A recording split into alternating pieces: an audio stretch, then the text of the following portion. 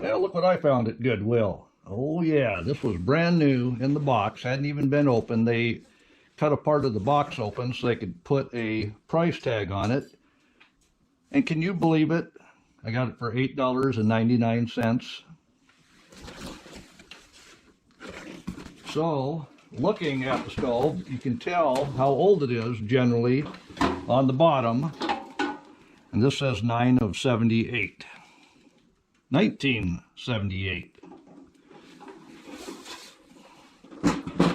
And on the box there was a bit of Christmas paper, so somebody got this for Christmas and it got thrown up in the closet where generally all the gifts that somebody just thought was the greatest thing in the world, but you don't do that.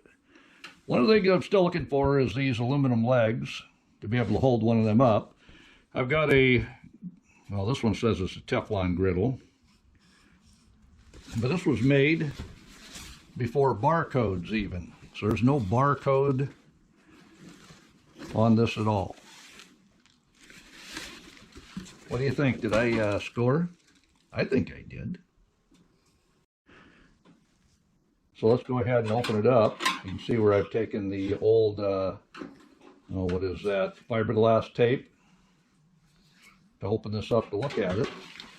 And it's brand new, never used condition. And let's see, there we go. Got those wings to hold it open. There's a little rust on them, but that won't take anything to clean up. Got a little bit on the grate there.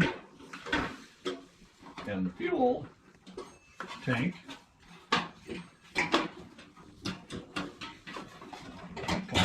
There we go. I opened it up and checked it with the old sniff test. Nope, never had fuel in it. So it even came with the manual, like I say, brand new in the box. So I wonder if that warranty starts the day you open the box. Interesting. Well, let's go ahead and open that up.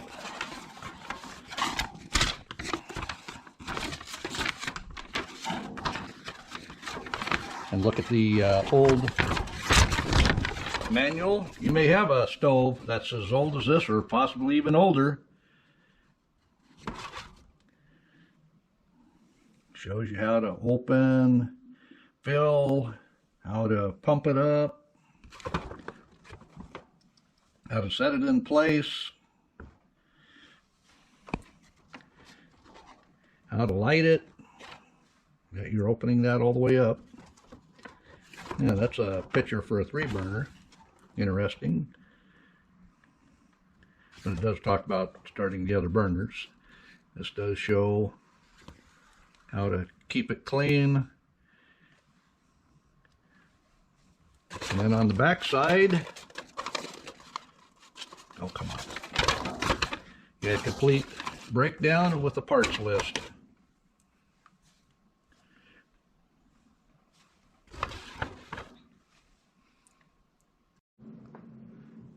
So this gas can is meant to sit on its side with the fuel cap up. And my camp fuel, Colman camp fuel, I went and bought me a funnel that I can attach right to the can. And I found this fuel at Walmart. It was $2 cheaper than anywhere else. Let me take that off of there, set it in place. Now the way to not spill your fuel is get your fuel spout up as you tip. It controls a lot easier that way. You see there? No spills. Don't you love that? Goes right into that funnel. We're going to get about 2 cups of fuel in. And like I say, turning it with that spout up, as you tip, you can get that spout over the funnel much easier. That's plenty of fuel. Get that cap on. We don't want any open flame around that can. So now we want to open the pump, and there is closed. So it wants 2 full turns. That's 1, 2, and then when you put your thumb over to hold the pump, that's when you'll feel something happening. If you're just doing this, you're not putting any air in. You're not pumping up any pressure to the fuel. So make sure, turn it out 2 times, put your thumb over the hole, and then you want to pump 35 to 50 times. You'll feel it. And this is brand new, so I'm getting good pressure on it. We're going to stop there. Close that. You've got your lighting lever. This is still closed. You put your lighting lever up for the next step. Now, one of the things I do, my uncle taught me this, you put that Colman handle up, leave the latch down. When you put your fuel tank on, it's going to go in them little grooves there, down into place. Now you can drop that down on it, and that helps. It's not going to lock it into place, but that helps hold it into place. So before you light your stove, you want to make sure the side burner is off. This was open when I found it, so in the box it was not closed. If you put your wings up, your griddle will stay up out of the way. And then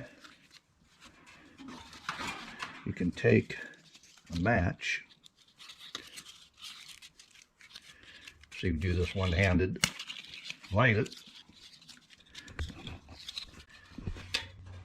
Set that there. And open this all the way up.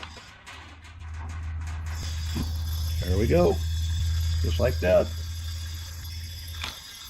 Yeah, sometimes you'll lose all your matches, but that's all right. This does take a long time to heat up because this is white gas. That is a generator tube that we're heating up.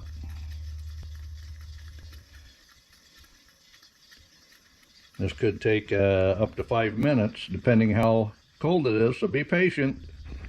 In the meantime, you can go ahead and drop down your grate and open your wings, especially if it's windy.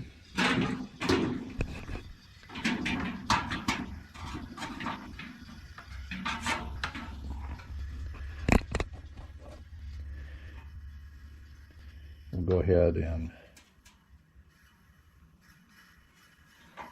this is still all the way open.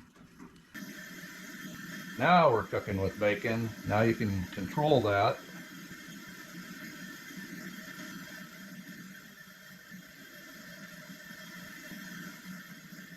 For your burner heat needs. But that does take a couple minutes at least to get the temperature. Let's go ahead and light that other burner now.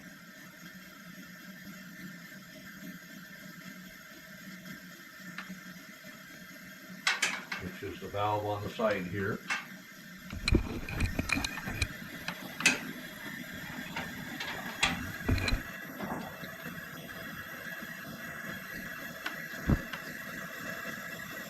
There we go.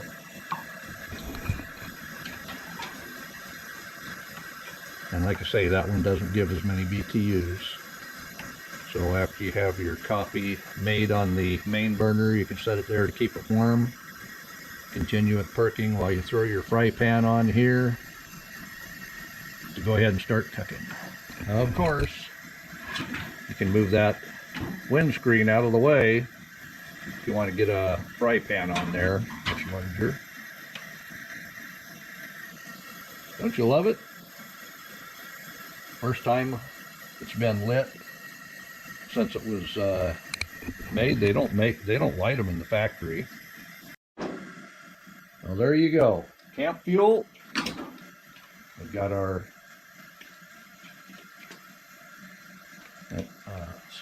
funnel. And like I say, getting one of these makes it much easier to find if you leave it on the can. Just saying. Now that it's been off and cooled down, we can take the fuel can out. You're leaving that tight. That will set down inside. And you see right here is a little divot for that generator tube to drop in. Close all that up, the wings are in. Latch that back into place, and you're ready to go.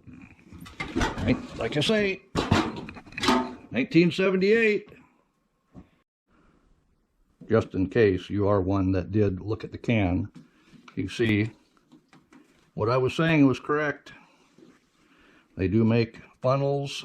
I do have one of these somewhere, but it must be on an old can, possibly at the last camp trip, not sure.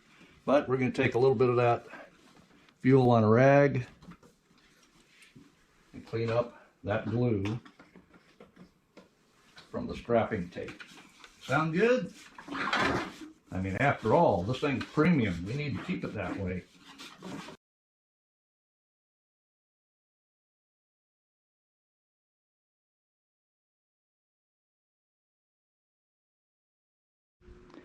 And let me give you a quick update. I've got one side on. I put hinges up here I specially cut, and I riveted it to the serving tray. I do have to have something that'll hold that up, but you can see what I was doing here. I saved weight by taking that much wood out, putting in a serving tray. On the back, I have this door to finish yet. This will actually open up where I can put the legs down inside. This side has a handle. We've got little pull-outs on that side here to hold that open. We can roll out. And it's not too heavy yet that it just falls over. But I've got a way to counterbalance that. That's why I've got the tray here once again. I can set my water on the platform there. That'll be a wonderful counterbalance. But I got to work on the shield. That'll be around the stove. Let me show you.